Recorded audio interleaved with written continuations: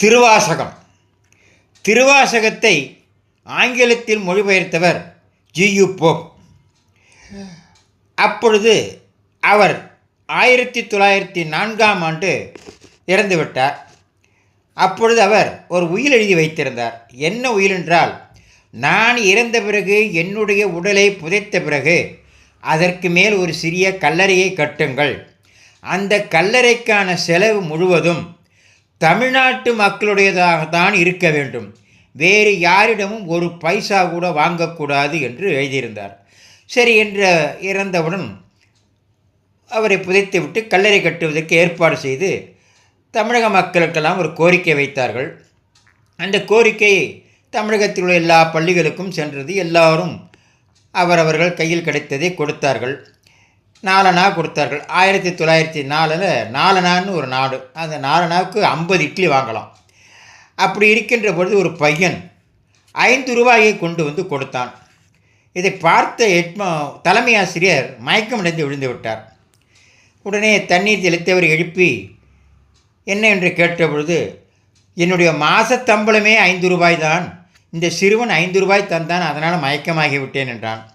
உடனே அந்த பையனிடம், ஏனப்பா 5 ரூபாய் கொடுத்தாய் என்று கேட்டார்கள். ஐயா, என்னுடைய அப்பா எனக்கு அப்பப்பொழுது சில்லறைக்கு சில காசுகள் கொடுப்பார்கள், அதையெல்லாம் நான் உண்டியலில் போட்டு சேர்த்து வைத்திருந்தேன். அந்த உண்டியலில் எடுத்து மொத்தம் இருந்த 5 ரூபாயைத்தான் தந்தேன், இதற்கு மேல் என்னால் கொடுக்க முடியாது என்று சொன்னான். அப்படியா, உனக்கு என்னப்பா அவ்வளவு ஜியு போப்பு மேல் அவ்வளவு ஆசையா? ஐயா, திருவாசகத்தை நான் சிறுவயதாக இருக்கும் பொழுதே என் அப்பா எனக்கு வாங்கி தந்தார். அந்த திருவாசகத்தை நான் படித்து பார்த்தேன். அதை படித்ததிலிருந்து எனக்கு அதன் மேல் ஒரு ஈடு, பற்று, ஆர்வம் எல்லாம் உண்டாயிற்று.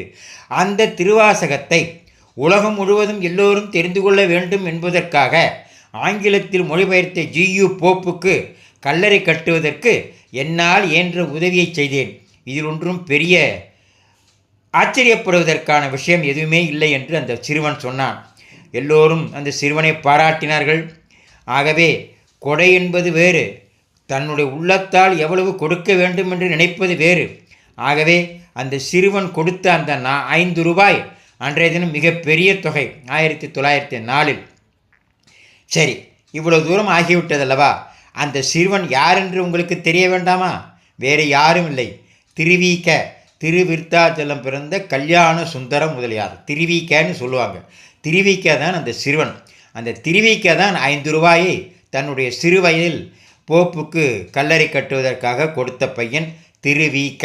இதையெல்லாம் லைக் செய்யுங்கள், சப்ஸ்கிரைப் செய்யுங்கள், ஷேர் செய்யுங்கள். மீண்டும் ஒரு தலைப்பில்